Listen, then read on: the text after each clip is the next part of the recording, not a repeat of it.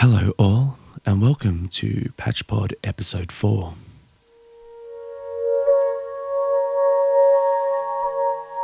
So, last week I spoke with you all about creating a patch for a show that I'm playing next week.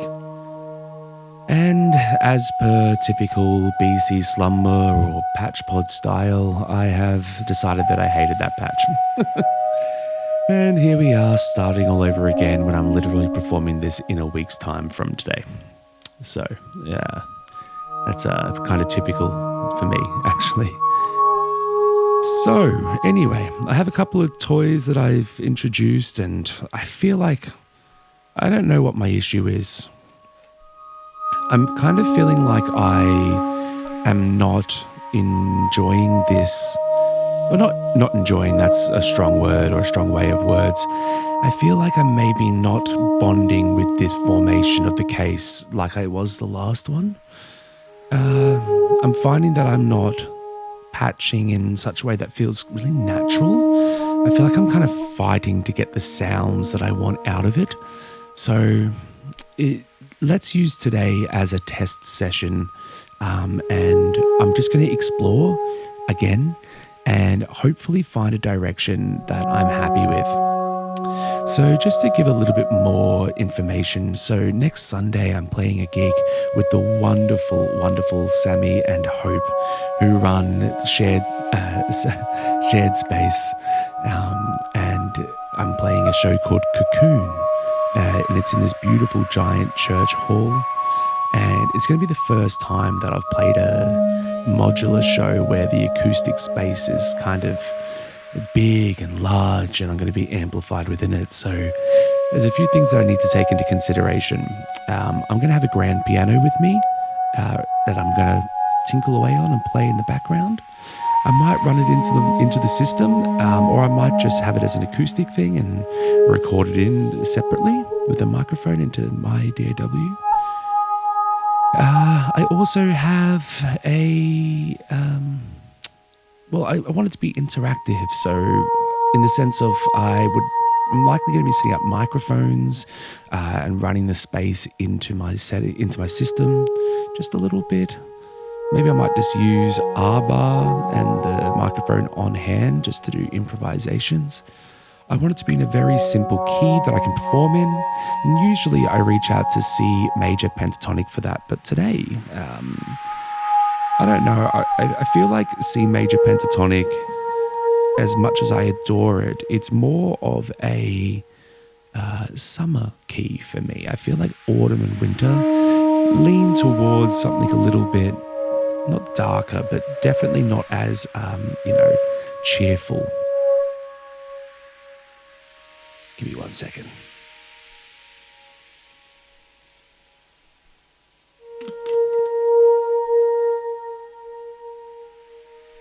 Yeah, definitely something not as cheerful as C major pentatonic. So I've decided that I'm going to go with all the black keys. I'm going to go D minor pentatonic, and that's actually what you're hearing right now.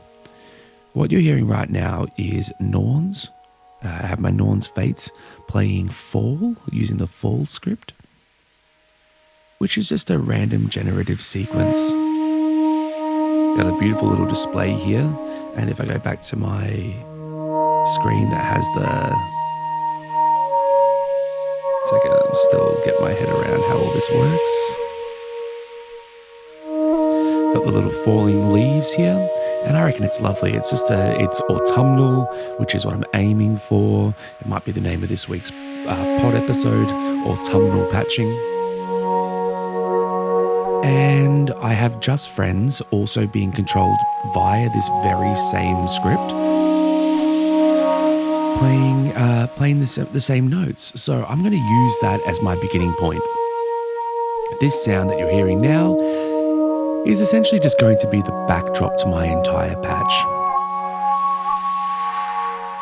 And with that being said, I am going to move that out of my channel 8 of the mixer, and I'm going to put it into the mix in and just control the volume via the actual device of Norns Fates.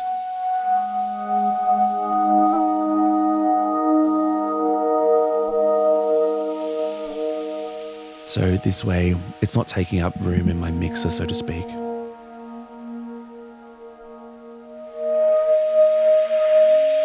Alright, this now means that I have a bit more room for just friends, and there's just been a thing that I've been having issues with in the last, say, week of me trying to just do a little bit of patching. And that is, I find Just Friends, the module, the mix out, I find to be too hot in the sense of distorting and kind of getting a bit overdrivey. Let's have a listen to it.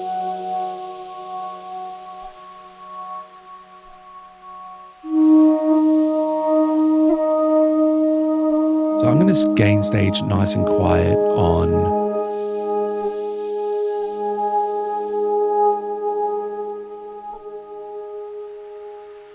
the channel 1 of the mixer.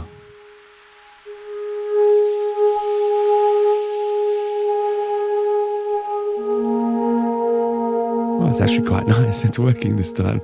Finally, something that's going in my way. I'm going to shorten that up and give it more plucky.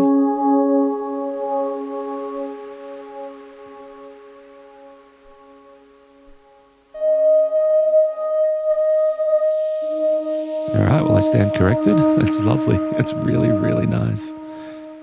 Alright, so I guess that now makes me think, alright, with Just Friends, if that's going to be playing the same notes as the Norns, I'm going to probably need something just to kind of shift it up a little bit or change it around. So I'm just looking around me, just thinking what could do that. I might run Just Friends into beads. That'd be cool. Let's give it a go.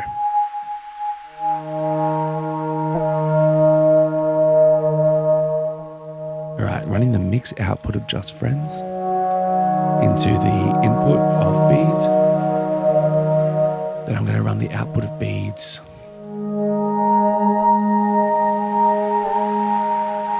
into channel 8 of the performance mixer.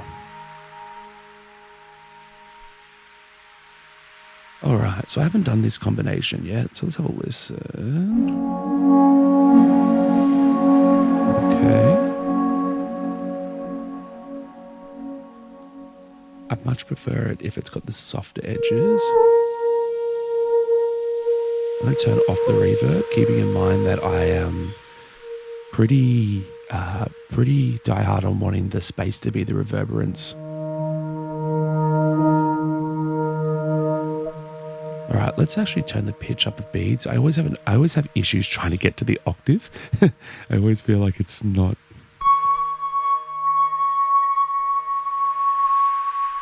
Okay.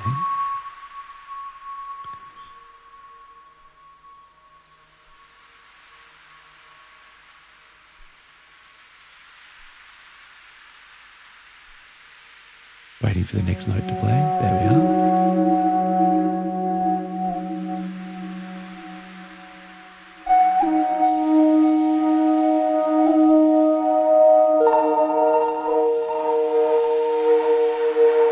Go up 2 octaves, see how it sounds. I don't usually like this sound, to be honest. It's usually a bit bright. Okay, it's not too bad. Let's slow down the density. Ooh, okay.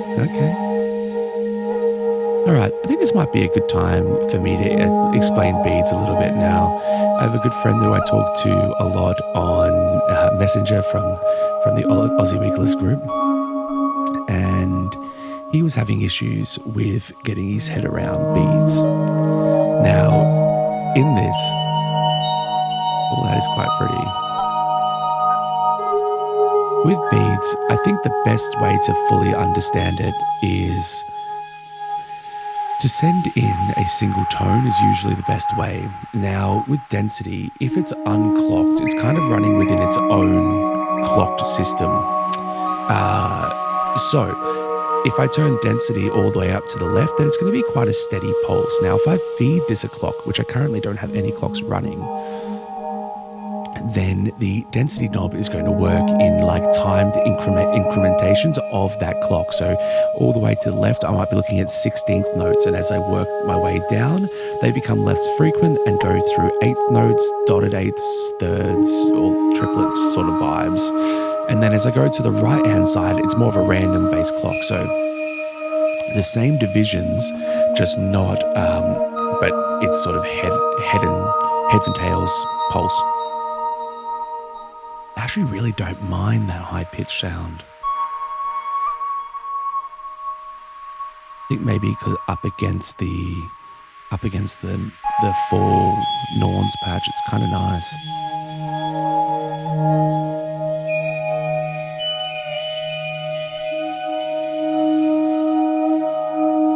Let's do this in reverse and see how it sounds.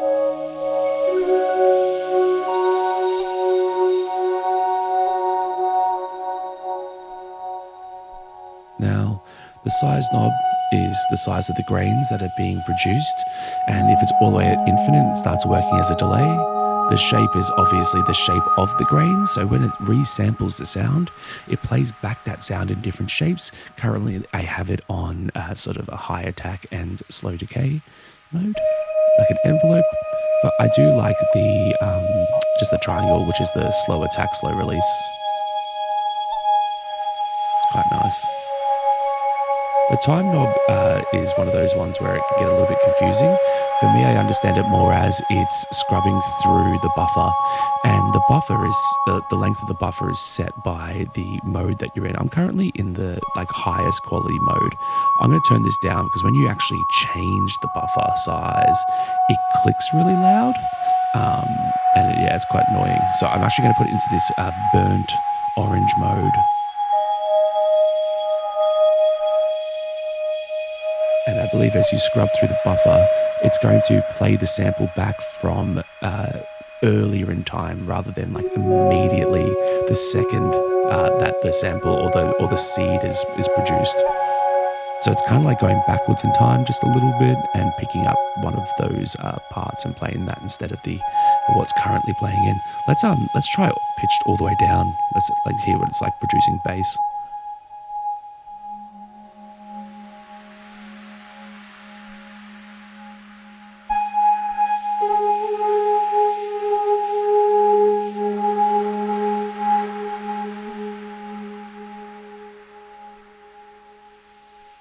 It hasn't actually produced anything yet.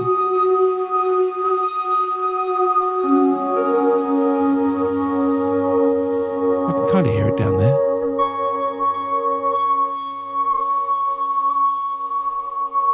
I'm making it fully wet now, so all I can hear is the beads it's producing.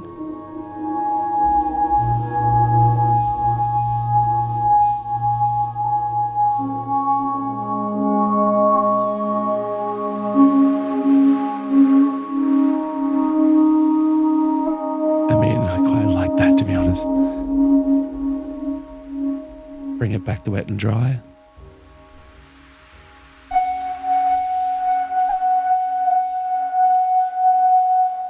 I really want it to be one octave up. Alright, let's do this. Come on, please be in tune. Oh, that feels right. Yeah, I just guessed that.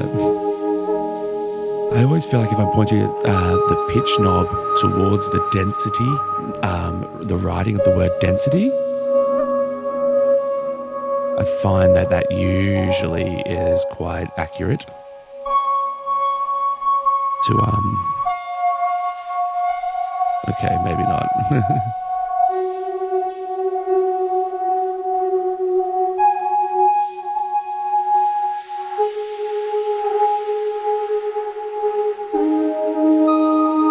Alright, I'm going to put it back down to the 2 octaves for now. Yeah, I think I actually like that bass note. Oh, yeah.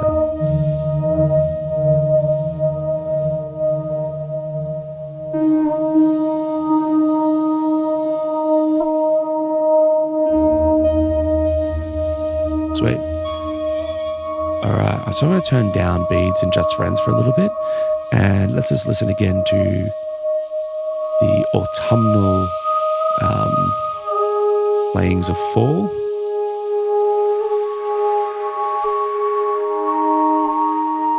All right, because I'm playing in D sharp minor, I'm going to have to, if I'm going to be using PAMs as a sequencer, I'm going to have to tune my oscillators to D sharp. So then when I run in a major pentatonic, it doesn't play the wrong notes. So let's this time, I'm going to start working in opposite way to what I usually would. So right now is where I would usually go to something like Sisters and Mangrove and put like a oscillator into a filter and go like a traditional sort of subtractive synthesis route. But maybe this time let's go with Platts, just to change up this workflow. So firstly, I'm going to run Platts out into my data and I'm going to tune it. For this, I'm also going to need a clock to trigger Platts.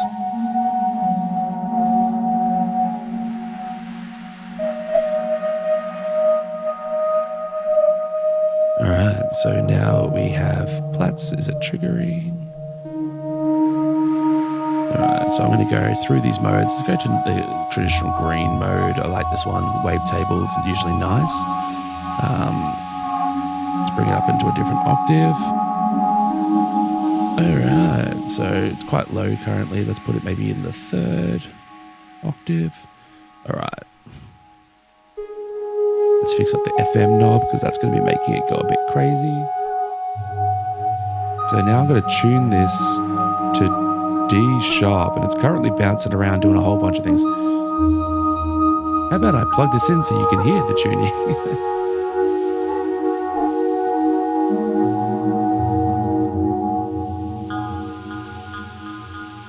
All right.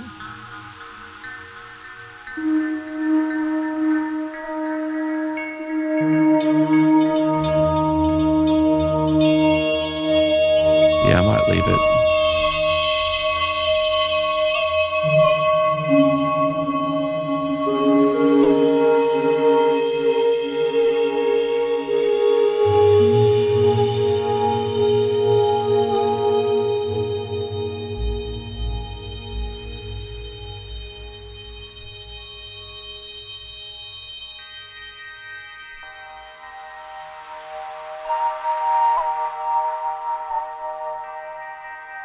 Alright, so I've got D sharp there.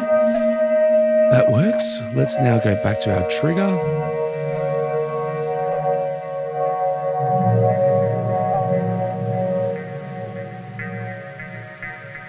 So it's triggering the key. Now maybe it's our time to run in a sequence, a pitch sequence. So let's actually, I'm going to trigger that thing via Wogglebug, the burst knob. And I'm going to leave that unclocked. So that means I can do things where I can like bring it in like really fast, sort of tremolo strumming. Now, all right, let's get some notes going into that. So for this, because we're kind of working in an unclocked kind of realm, I'm going to go to my first output of PAMs. And as you guys know, I do love a quantized output of PAMs. In here, I'm going to go pentatonic minor because I've tuned it to the root note. And then I'm going to shape that into randomized. I'm going to change the level down to maybe like 20, 22. Offset it slightly to the middle so it's closer to the sort of center of the pitch range rather than being down in the bass area. And then I'm going to loop beats by 8 for now. Let's see how this sounds. I'm going to plug that into the volts per octave channel. Then I'm going to plug out of Platts.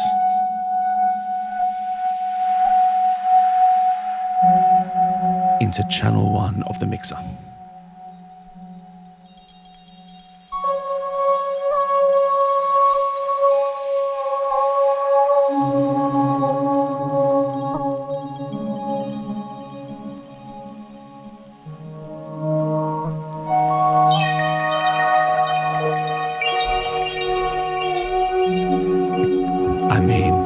flats is awesome. Look at that sparkle dust. Seriously. Wow. So beautiful. All right, I have an idea.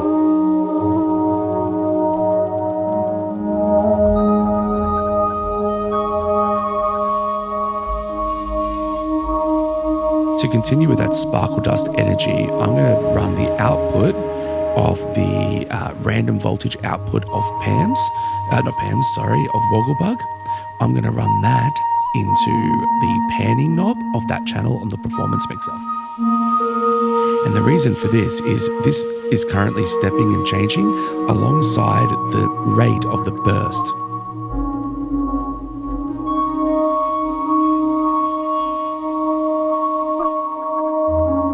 Which means I now have a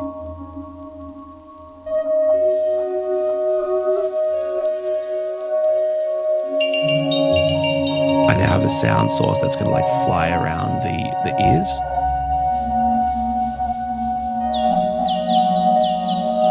And I can actually use the FM knob there to kind of replicate bird sounds.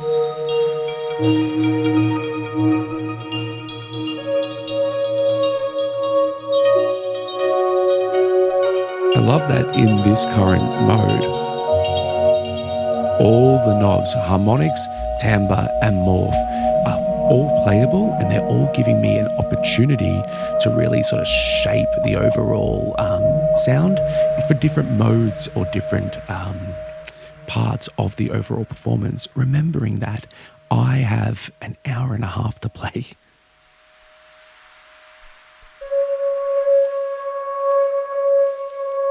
I should probably put a timer on this. The last episode was pretty long. Hey Siri, can you please set a timer for 1 more hour? Counting down. Cheers, mate. All right, cool. I'm actually really happy with that sound. I don't even think I want to change that. I might add a little bit of reverb and stuff to it soon, but apart from that, I'm super stoked. Okay, well, up next, what do we have?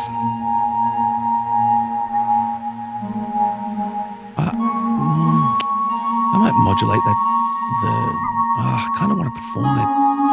I'm going to give it a try. All right, I'm going to modulate the morph knob.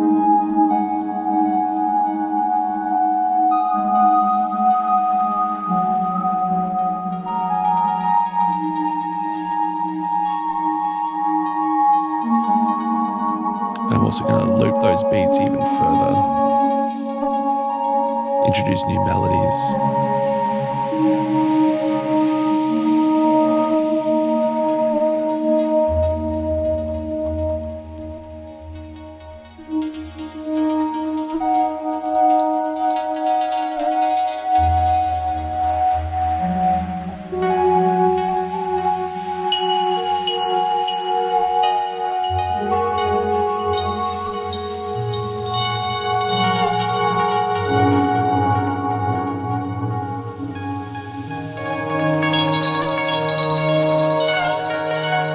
Yeah, so nice. With one turn of the knob, I have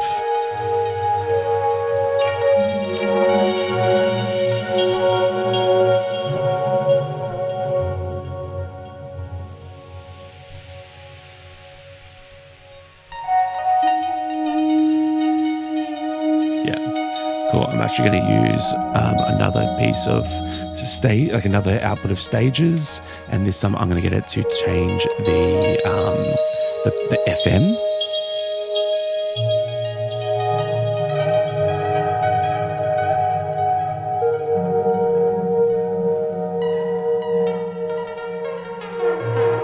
No, it's too much. I'm going to have to play that one by myself. Let's try the harmonics knob.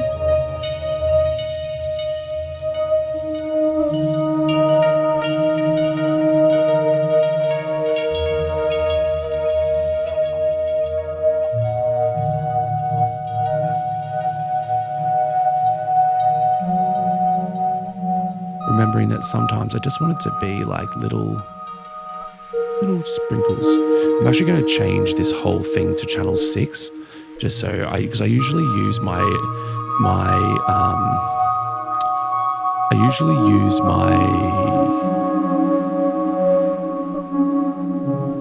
channels 1 and 2, 3, 4 for like obviously major or main instruments.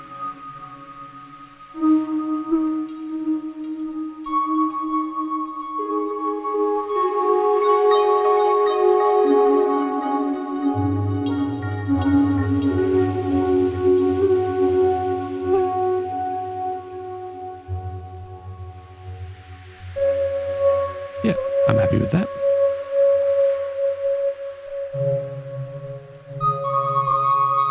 Ooh, love these sort of random melodies that are coming in every now and then.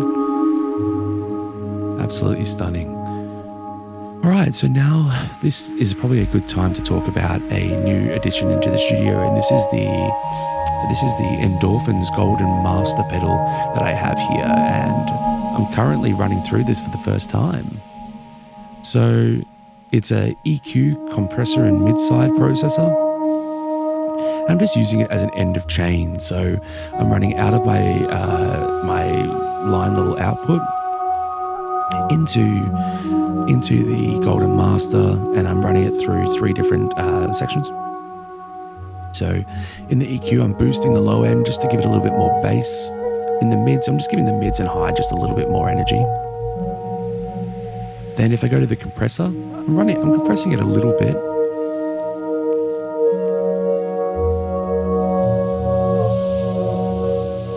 Just to give it a bit more drive and just squashing the sound, because we all know modular can be a little bit unpredictable at the best of times.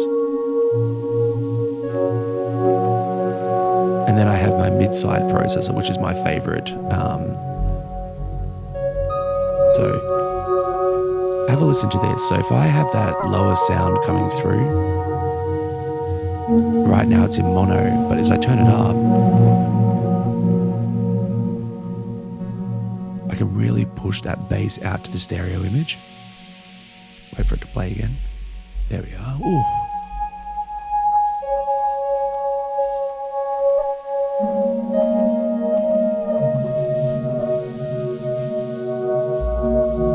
In the mono, pushing it out,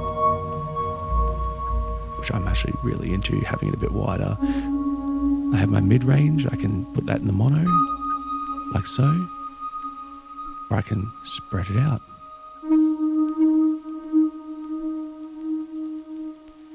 And then my high end. So those little tinkle bits in the mono.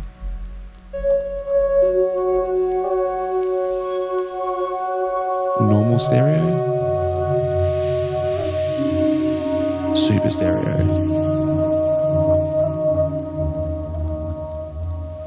Which I think is a welcome addition to the studio. Not that I had bad mastering or anything before, it's just nice to have something that is portable and I can, bring to shows with me and whatever. All right, what's up next? Let's go with, one thing I really want to do is use Q-Pass as a sound source. I just don't know if it's going to fit into this song. So, we can give it a go. I have no idea how it's going to go, as per pretty much every episode of Patchpod thus far. So what I'm going to do is I'm going to plug out the SP output into my performance mixer. I might use channel 5 for this one. All right. I am going to have to boost up that resonance. And I'm going to have to give it a gate or a burst of noise. So for this, let's go with pans for now. And I'm going to have to ping the gate. So I'm going to ping the input over here. Okay.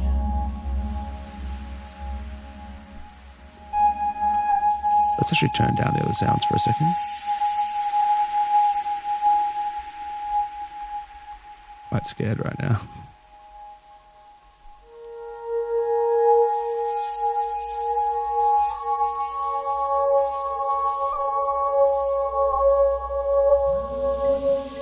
There we are.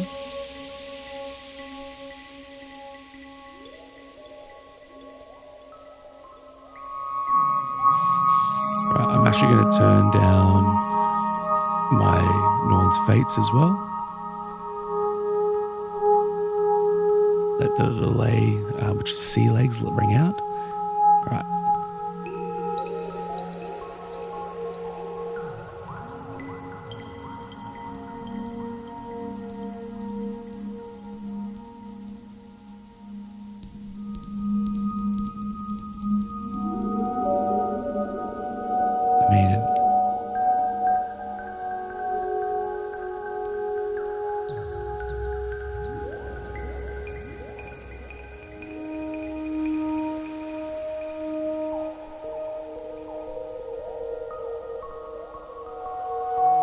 That's kind of pretty already, isn't it?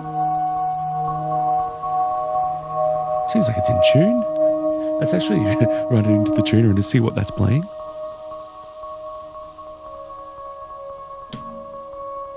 Playing just below a C sharp. I wonder if I can get it to get a little bit closer.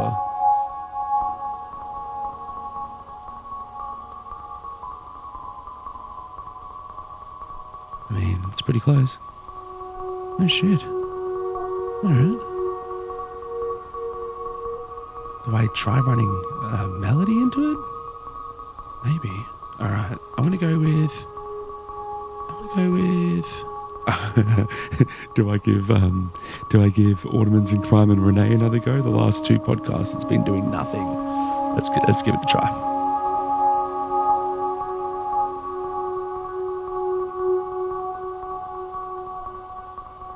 I'm plugging CV into Ornaments and Crime.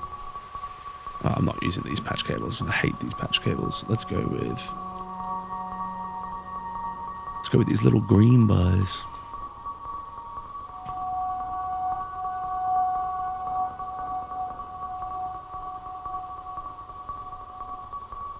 I mean, technically this should work, I think.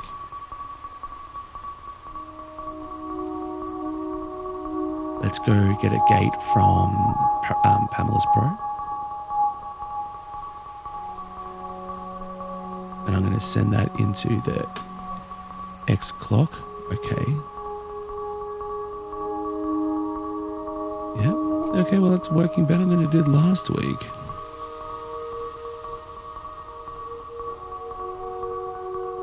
Okay. I think, though, I'm going to have to, if I'm going to do this, I'm going to have to tune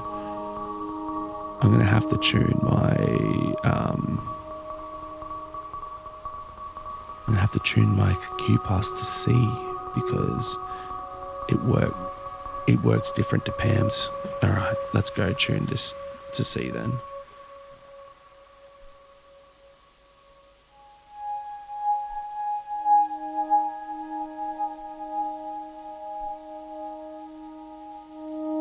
Oh, it's pretty close. Wish I had a little bit more finite control. This the knob on Q-Pass is so sensitive. I reckon it's probably going to be bumped during the performance a whole bunch, so maybe this is not the greatest option, but let's just do this for a test and see how it sounds. All right, so it's somewhat in C. Let's plug this back in. You can hear that pinging of that oscillator resonating, self-resonating. How beautiful. All right, now I'm going to go to my Ornaments in Crime. I'm going to set it as pentatonic, minor. Let's go C sharp, pentatonic minor. In that octave is fine, maybe. All right, let's get onto my different screens here. So we have how many access? All right, let's cut it down to just 8 notes, maybe even 4 for now, just to make it obvious. All right, I think it's working.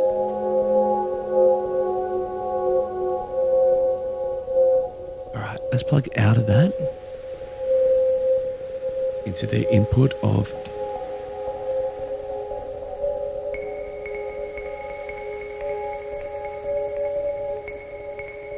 I'm going to speed up my Pam's Pro.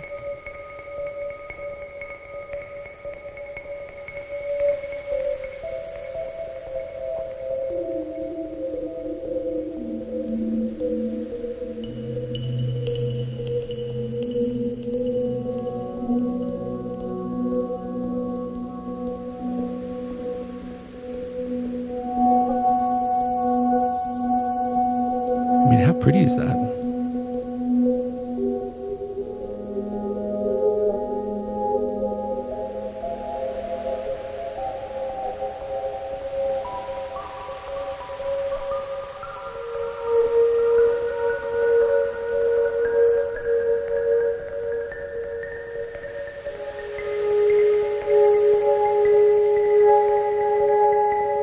going to try and tune it. It's currently playing the lowest note.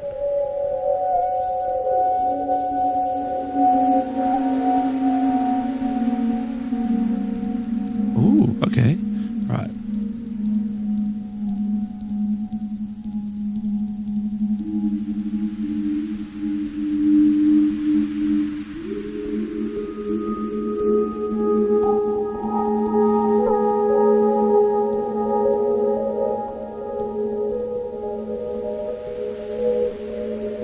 Oh,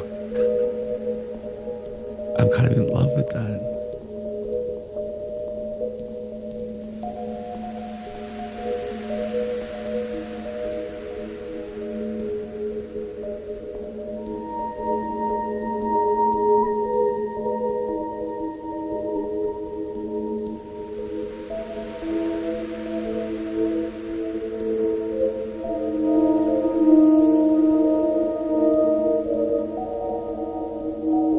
All right, I'm going to run that into data and find out what notes it's playing. Oh, it's basically playing all the right notes apart from a couple. All right, maybe I go onto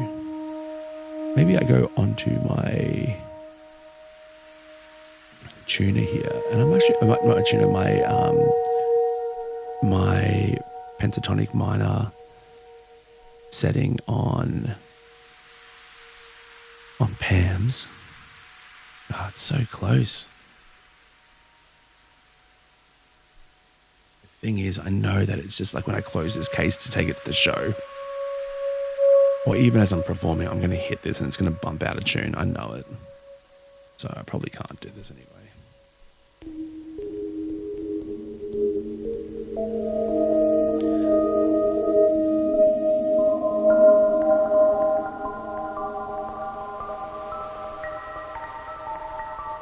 God, it sounds nice.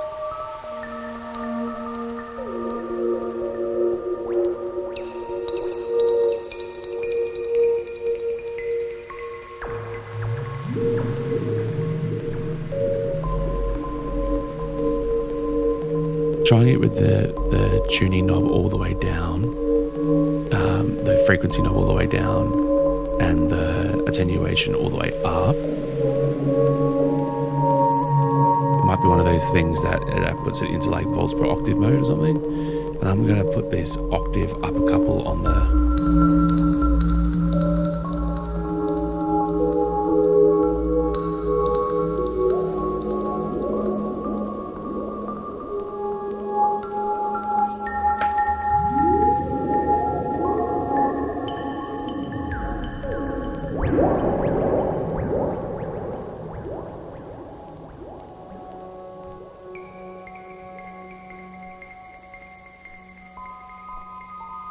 It's really unfortunate that it won't work. It's all right. I'm going to quickly try a few more things and then I'm going to unplug it and continue on with the patch.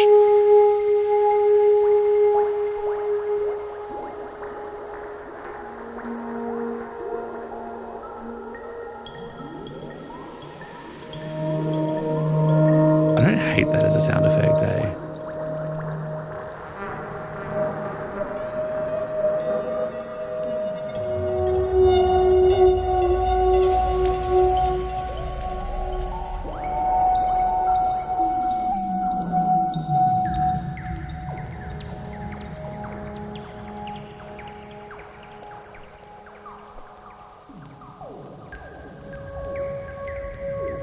Like just something a bit more atonal.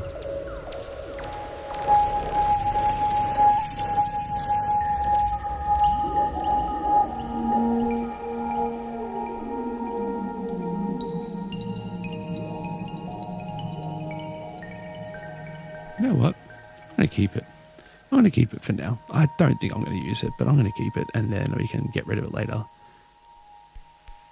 right, so that's Platt's back. bring back beads and just friends.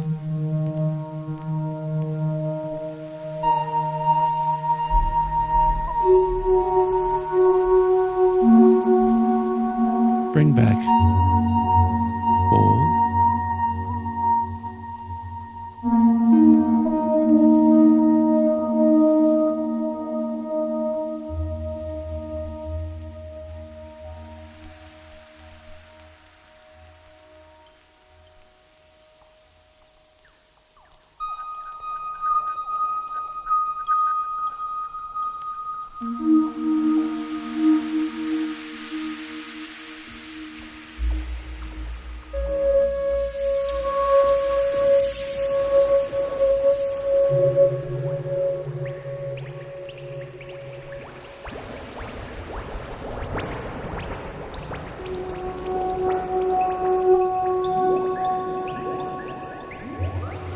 I might actually run that into the same channel as the plats.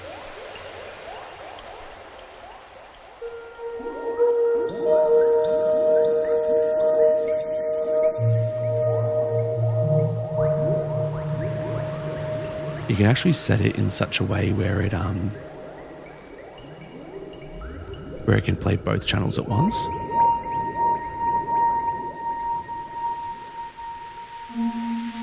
So let's actually do that. So you can hear that. You can hear plats right there. Oh, that's a bit harsh. All right. You can hear that, and then now if I actually get my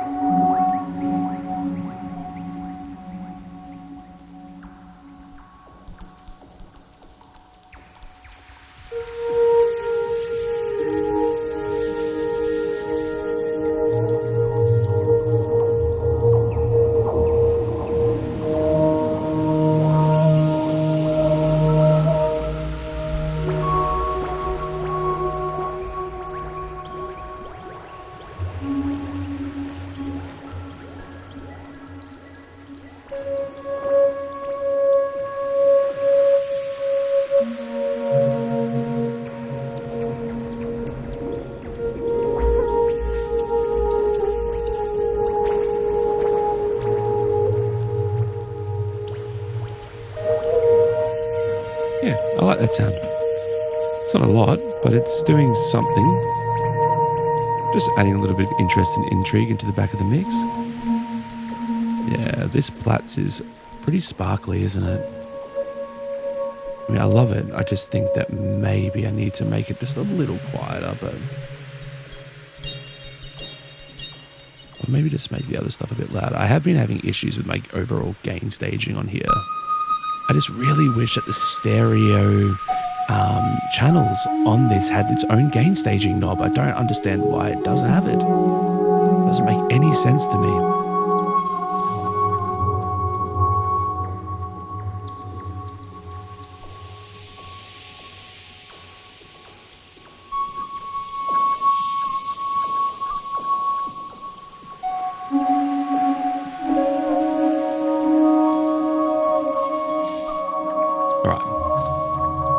Sound effects down.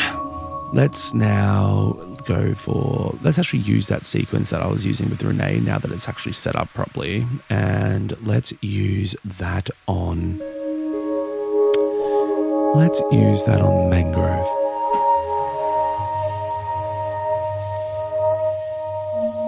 So I'm going to plug out of there into the pitch. Actually, no, I'm not. I've got to tune it first. So let's go out of Mangrove Square Wave and I run that into the second channel of data. All right, let's tune this to C.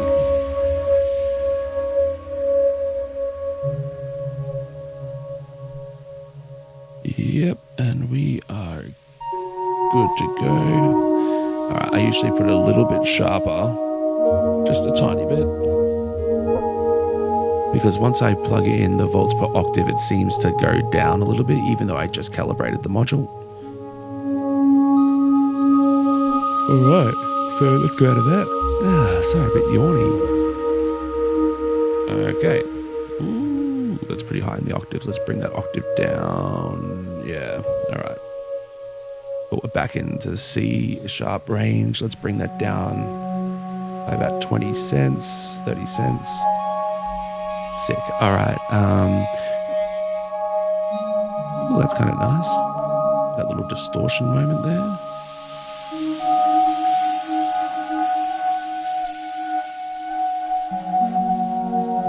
All right. So now I also want to get the envelope that's sending triggers to UOC to trigger the new notes. I'm going to use that to trigger the second channel of maths to make me an envelope.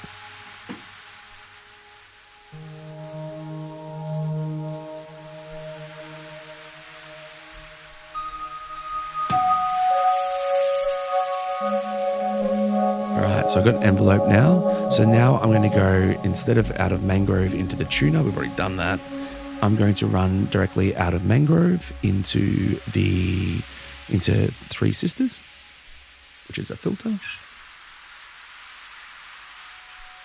Hello, birdie, screaming at me from outside. I'm going to use the low pass filter.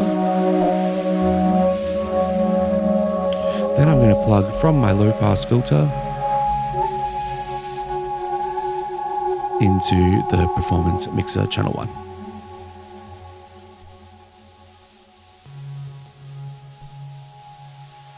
All right, we should be getting some signal here. Oh, yeah, apparently kind of hot. Okay, turn you down a little bit, gain staging wise.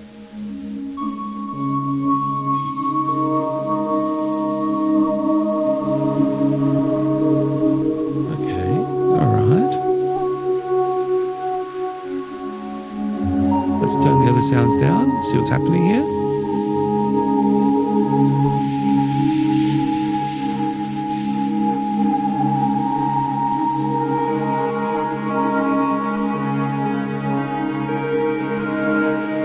Alright, so I need to send that envelope to Three Sisters now.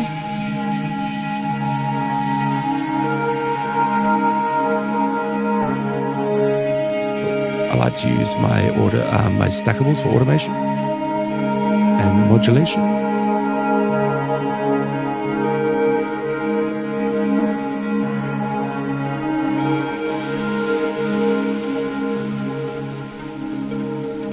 We got our plucky sound.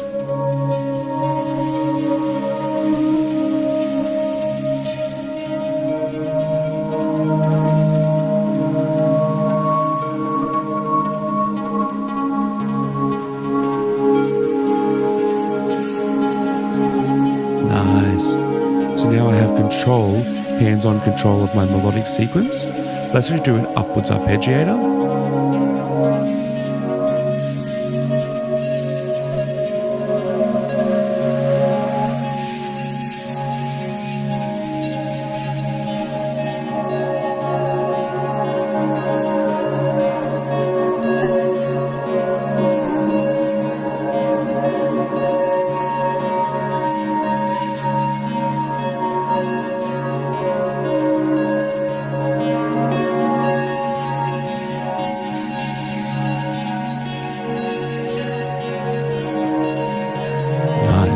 I'm going to try something here.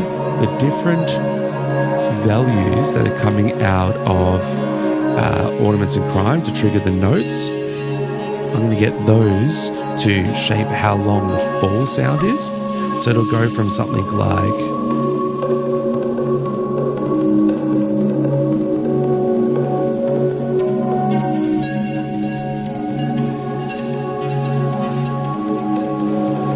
Let's give that a try. Or instead, let's actually do it from Renee Mark II,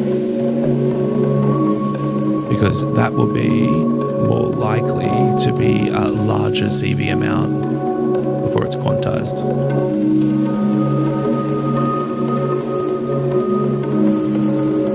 Okay, I'm starting to feel like I need to have this clocked now.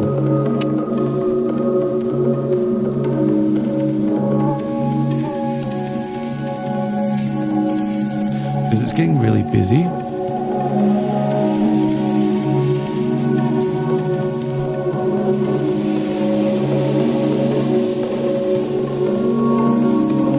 Now this tempo of my hams is 58.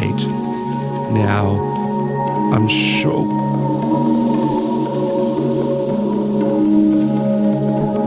so I've changed the tempo on my Norns to match that. However, I'm going to have to work out how to get that. All right, let's go. Let's search this up. How to clock.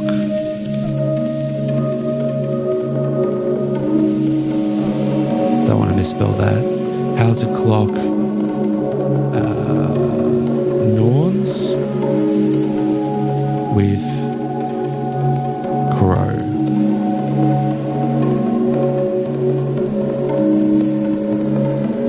Okay, so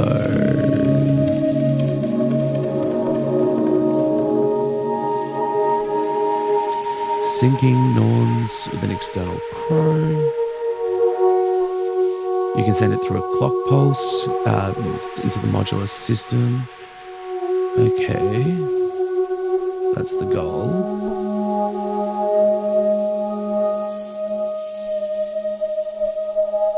Map, clear, keyboard, os, tempo. All right, source tempo.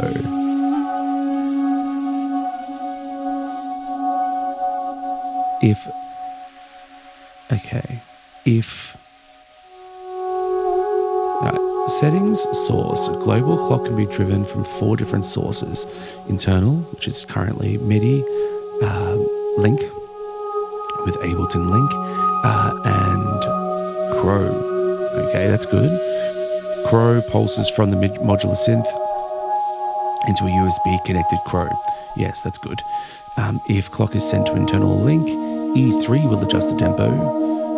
If it is set to MIDI or Crow, the average tempo cannot be changed. That's good. Okay, Norns can send a clock pulse through using the above settings, which means MIDI can convert to clock. Okay, so sets a pulse per quarter note. Okay, I can do that, but I just don't know which one to plug it into on Crow. I just clicked on the Crow button, we'll see what happens. But what I'm going to do is I'm going to use, what is it called, wraps, Crow, installation, Crow first, Norns, scripting, further.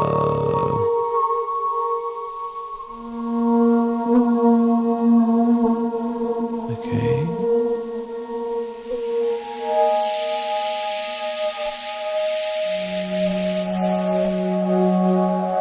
Many scripts have their own functionality. That's not useful. Okay, so I'm going to plug out of PAMS and I'm going to go into Crow. Now, I'm still working out which one are the inputs and which one are the outputs. But I think the inputs are the 2 at the top.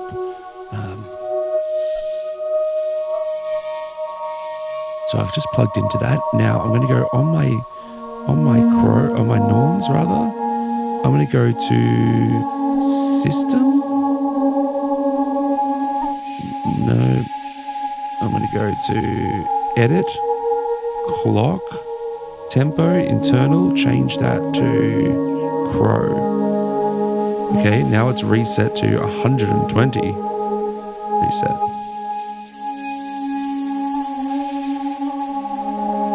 That's not the tempo. Crow out, Crow in, divided. Tempo 19. I don't want that.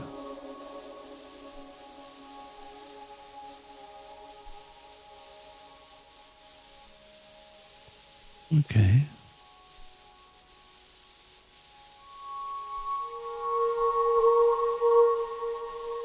Okay, 29. Okay, I think it's actually working. I think it just takes a little while for it to sort of read.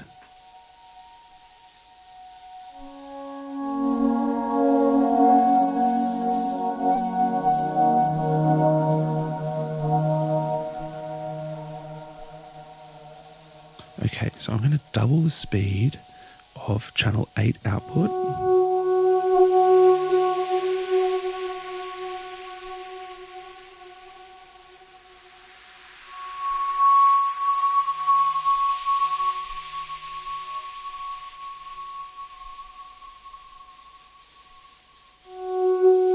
Back to 29. All right, I'm going to go back to maybe in divided by 16. Is that what it wants from me?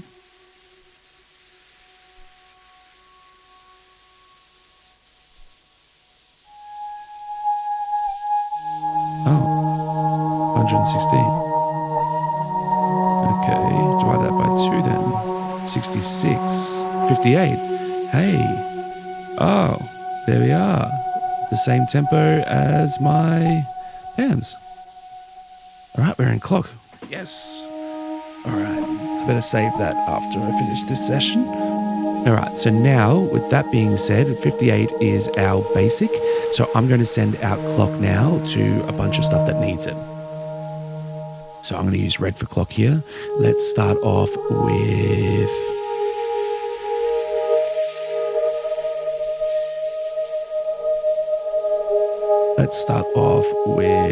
I'm going to change that clock source to a stackable.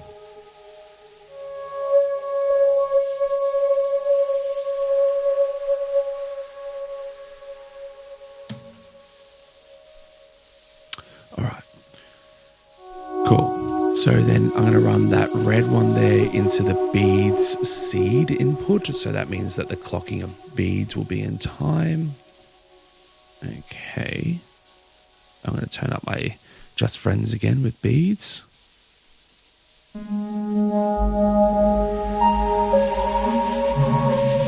Okay. I'm going to clock sea legs. So my delays are in time.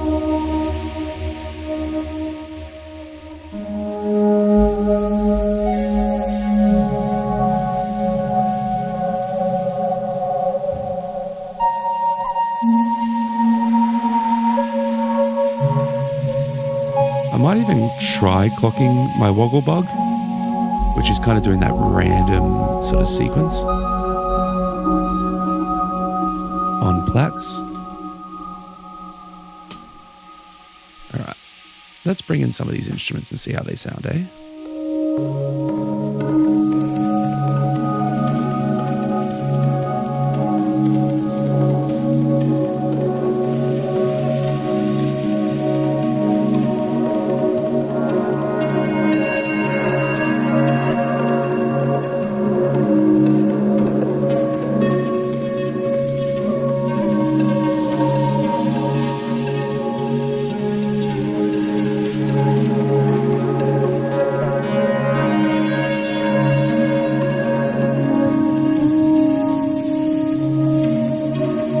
Oh, yeah, that's nice.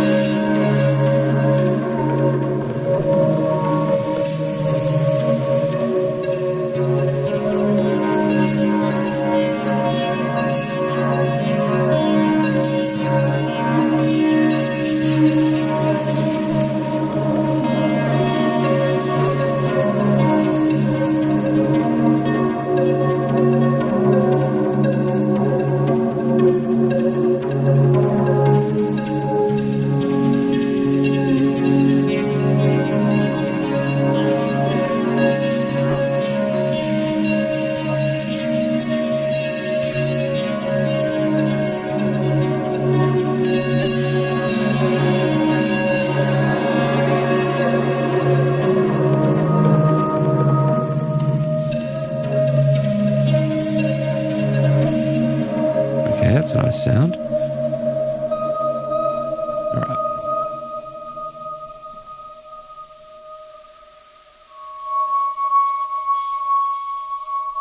Okay. Let's start from a little bit of silence. Well, as much silence as this will give me. I'm actually going to turn down the reverb of my C legs as well, because I am wanting to keep in mind that I want to use the natural room.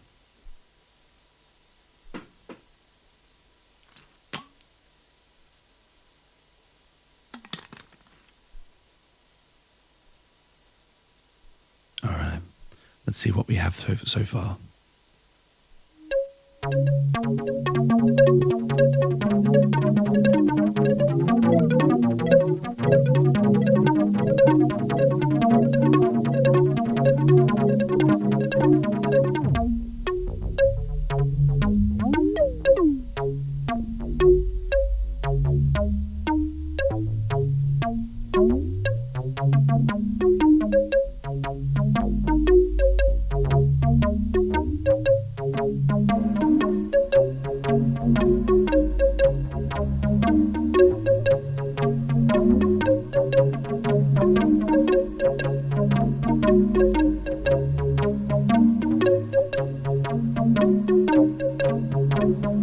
So it's a little perfect for me, this arpeggiator. So let's go to our the trigger that's actually setting that off, and I'm going to randomize the probability of it. Let's go with 50%.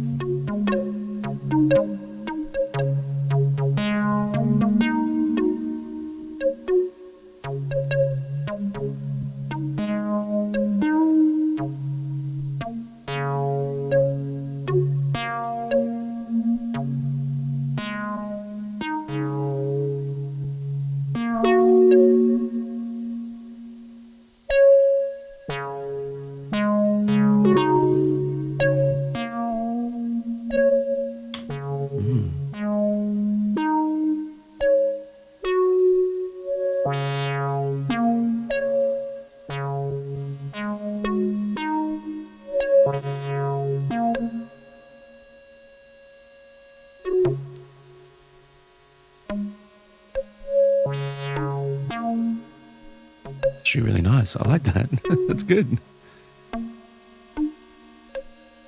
You hear it sometimes in the background, and then occasionally it comes in. Yeah, I'm very happy with that. See, that sometimes you just need to do like a patch reset, or just turn the volume down to reset it. All right, let's hear what else we have plugged in. So we have our sound effects.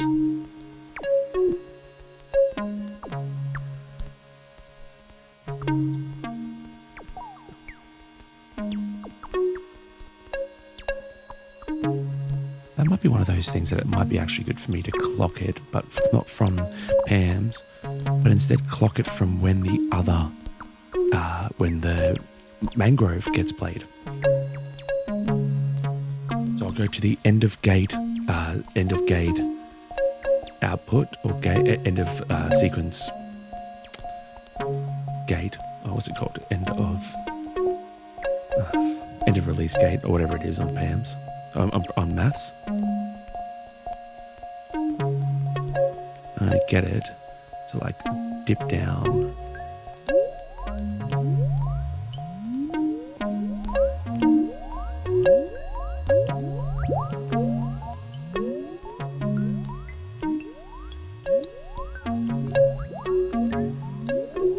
I'm actually going to try this in stereo. Let's give it a go. I reckon Q-Pass is going to be way better in stereo. So I'm going to plug that into channel 7 of the performance mixer.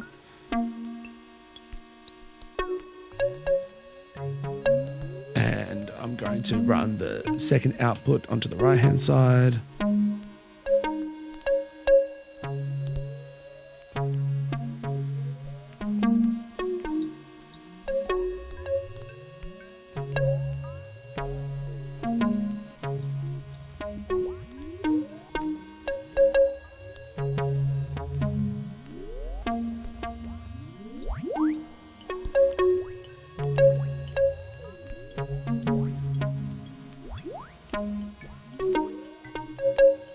Okay, I don't mind that. It's a bit weird. It's kind of it kind of sounds a little bit like a delay. So what I'm going to do is I'm going to run the,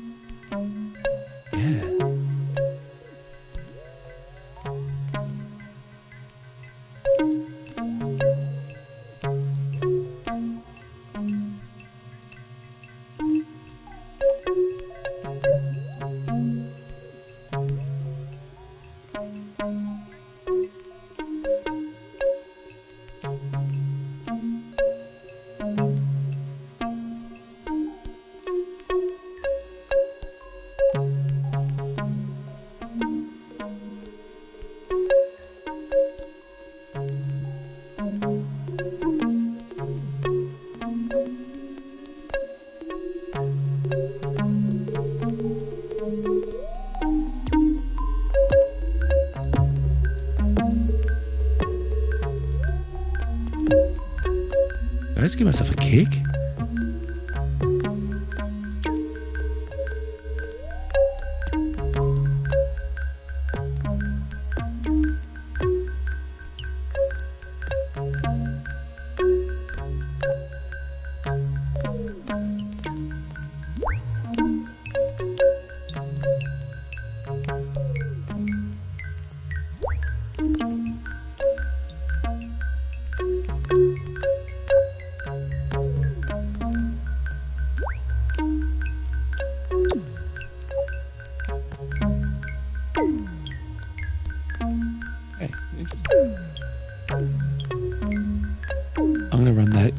I'm going to run a effects send now into Desmoda's Versio like I usually do for a bit of reverb.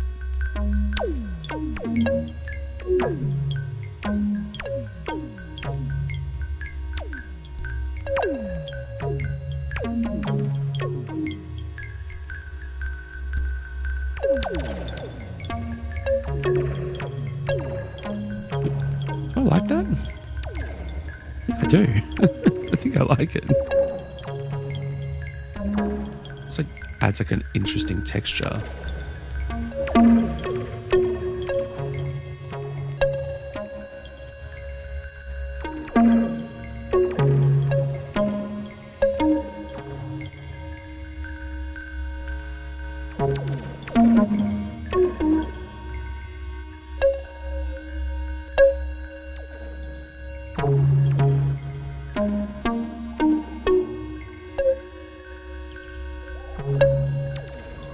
I'm going to try one more thing.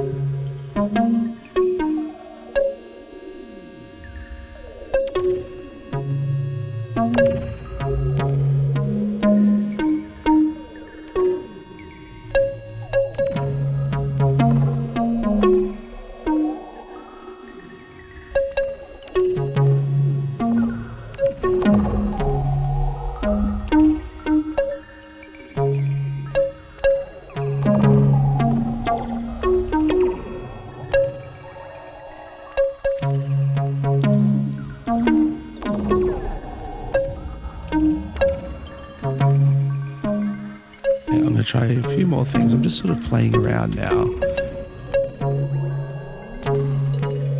Just trying to get a bit of further understanding of just what this Q pass can do.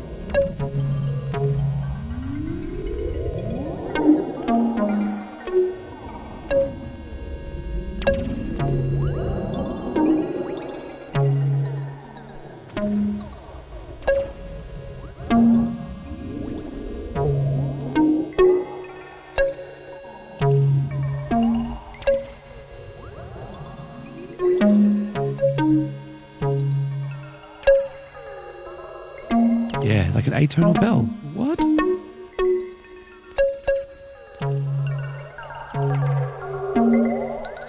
Sick. That is awesome.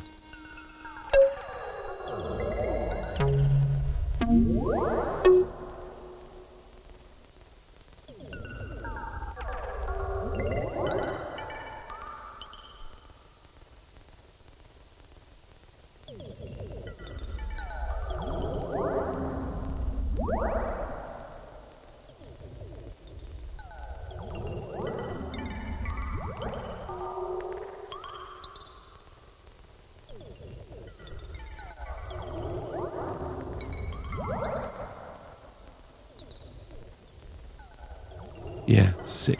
So happy with that. All right. Wow, this is going in a lot of different directions. Hey Siri, how long do I have left on the timer?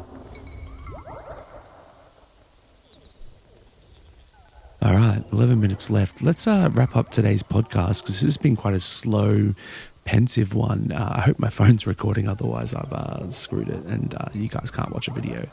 But let's bring back some of the sounds. So bringing back balls now.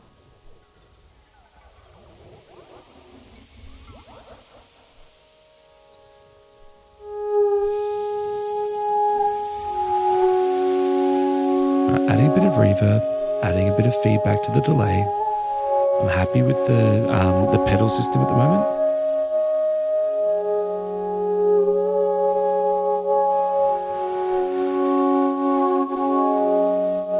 Moving around the stereo image in a really nice way. All right, up next, let's bring in the Just Friends running into beads. Now it's clocked, so some changes might need to be made.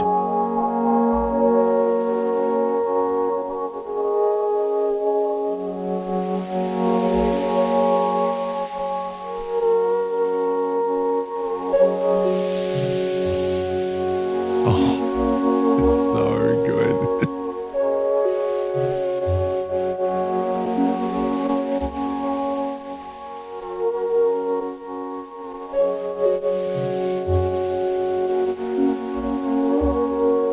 It's doing like a pitch delay. Wow.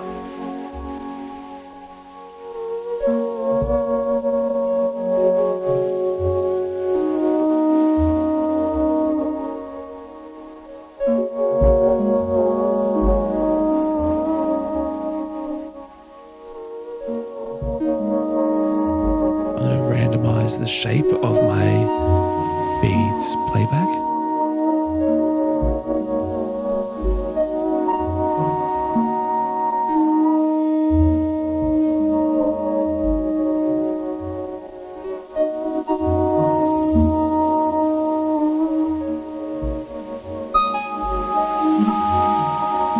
I'm even going to shorten the time of the Just Friends module. Ooh, yes.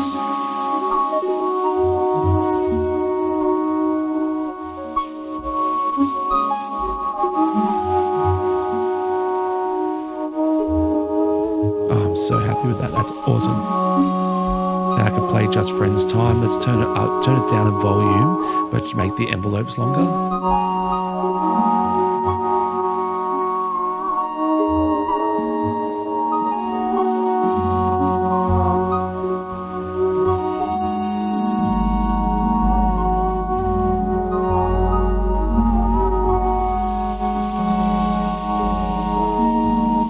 Sick.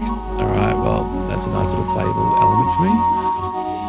Up next, we have... Let's bring in our Mangrove and Three Sisters sequence.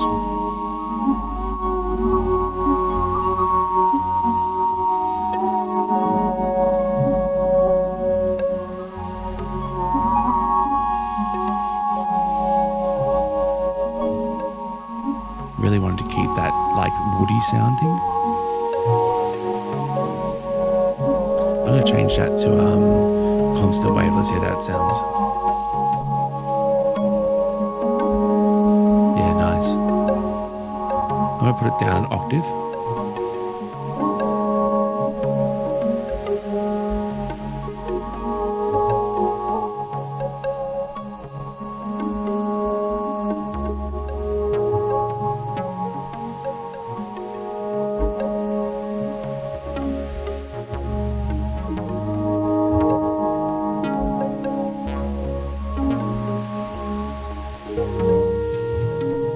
Nice. And I can then play with Renee to make different sequences. And if I want, I can then go to the probability of number 3 and make that full if I want to have a proper sequence.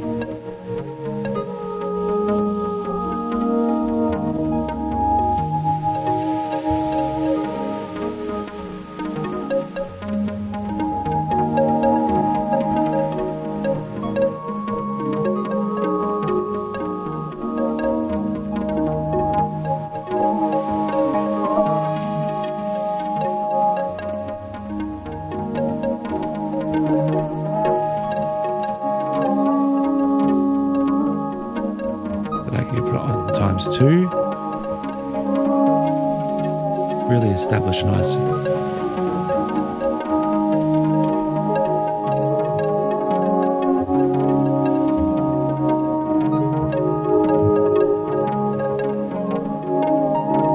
Go to my gates. I can actually stop some of the gates from playing.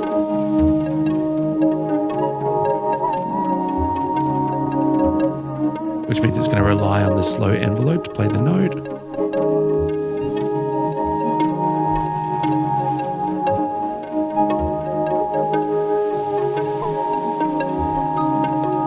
Probability. I can make it. Actually, I'm going to try something that I usually don't do. And I'm going to go with, instead of a probability, I'm going to use Euclidean rhythm. So for this, I'm going to loop beats for 16. And then I'm going to, in that, use Euclidean steps. There's 16 steps, right? And I'm going to have 10 triggers per 16 steps.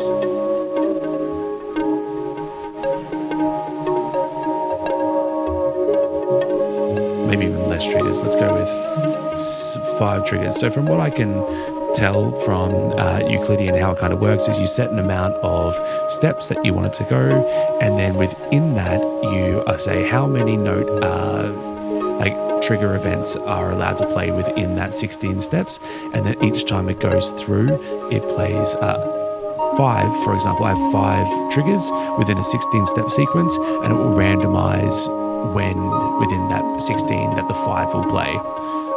But looking at this here, it seemingly doesn't randomize it. It's already selected that Euclidean step,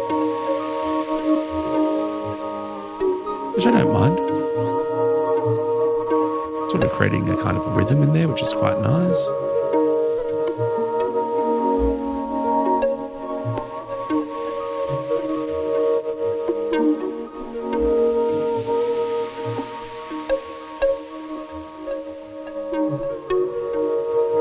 Alright, up next we got Q-Pass.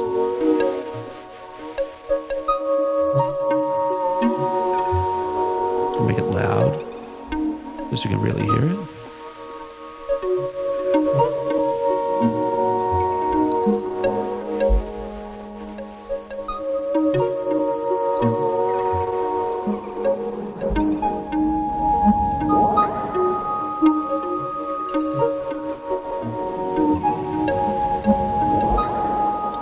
I'm into that. That's really pretty.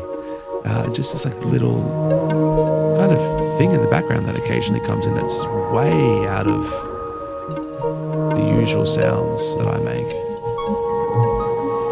Cool. Now plats. I have to be careful with the output level of plats for sure. Let's actually turn that down on its gain staging knob. Yeah, cool. So I can actually turn it up on the fader without freaking out. Now if I go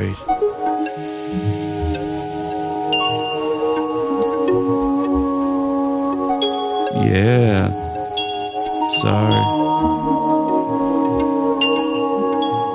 so beautiful. Yes. Now I'm going to go across to channel 1 on Pam's, and I'm going to bring the offset of that down a little bit lower. Yes, yes, yes, yes.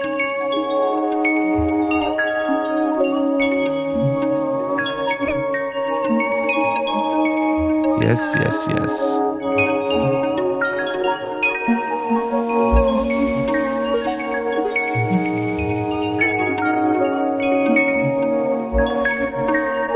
Again, let's play around with Golden Master one more time before we call it for the day.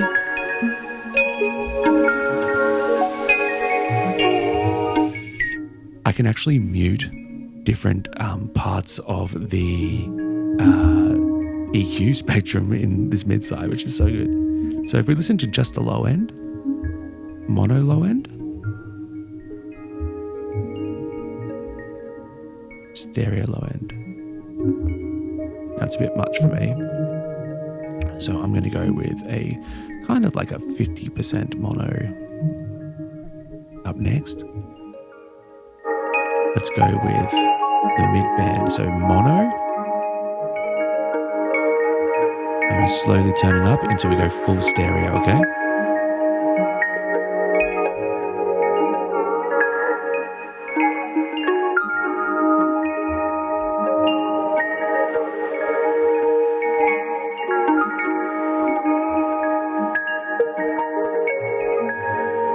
So I like that about, I don't know, 2 o'clock.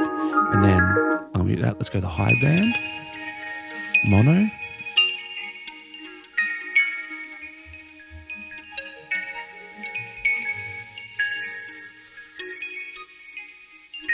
Full stereo. I'm just going to keep it as full stereo.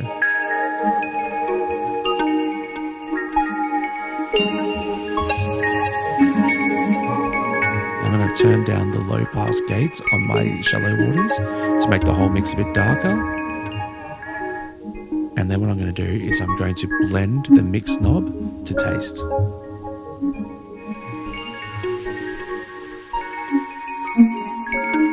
Yes, very happy with that.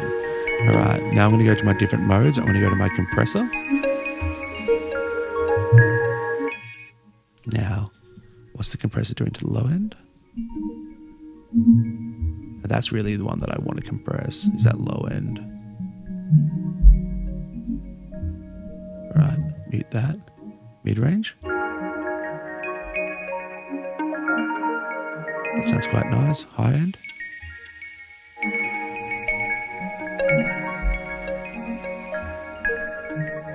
No compression. Compression. So what I can do is I can actually boost up the input gain, then compress it.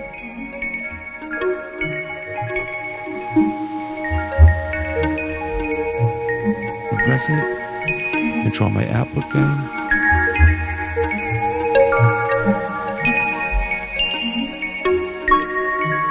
I'm going to go to my EQ now. Take out the high end just a little bit. Maybe slightly lower the mids. Make sure the bass has some nice power, as that's what's usually missing in the ambient world. And there we are. There's my first day for this patch. Yeah, I'm very happy with that, especially the plats. And I can just pull that out whenever I need to. Pull out the sound effects of my Q pass.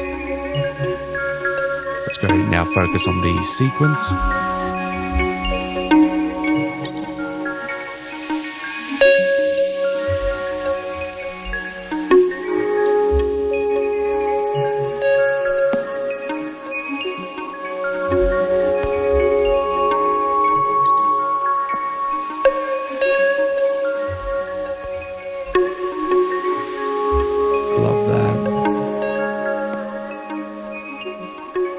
I might do one more thing on that mangrove click next time, just to soften it. I might run it into blades, maybe double filter it, but we'll see. I'm actually really happy with this. This is way more what I had in line for what I wanted to do for this performance, and the sound sources that I still have left with me are rings. So I have rings, I have Arbor by Instrio, and I have Vic. So not quite as many sound sources in this module case setup that I had last time, but I also have more on the outside which I haven't used. So I still have up the top here Morphogene and Mimeophone in a separate little case, which I'm planning on doing some like field recording stuff and playing around with like environmental textures. And then I also have the OP one, which hasn't been used yet, and also I have my iPad, which I'm thinking of using for the gig, and using Tardigrade, which is a cool granular synthesizer, which might make for an interesting sound source. So we'll see how that goes. But anyway, thank you for watching this week, and maybe we might get another one throughout the week to kind of update before the show. I'll be recording the gig. Everyone, make sure you buy a ticket. I'm actually going to grab my, I can't grab my phone because my phone's currently filming this. But let's actually do this maybe on the iPad. We go Cocoon. It's O. COCOO and Cocoon shared space.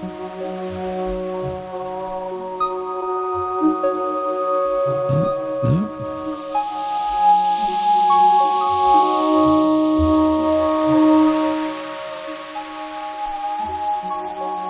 Let's go with shared space, yoga,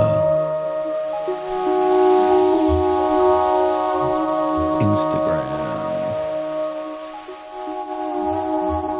There we are. All right. So here's a little bit of information about the upcoming gig I'm playing. Now, it's with the lovely Sam and Hope, or Sammy and Hope. They'll be running the yoga side of things, and I'm going to be performing live there. Now, this is on April 21st, Sunday, 5:30-ish. I think there might have been a small timing change. I think half an hour earlier, but you'll have to see the tickets for details. I'm going to be performing this patch. Well, this is the first half of that patch, but I'm going to be performing on this, and we'll be guided through, I'm sure, a wonderful world of autumnal feeling. I want to say a massive thank you for having me. I can't wait to play the show, and I hope that you've enjoyed the show thus far. Thank you all.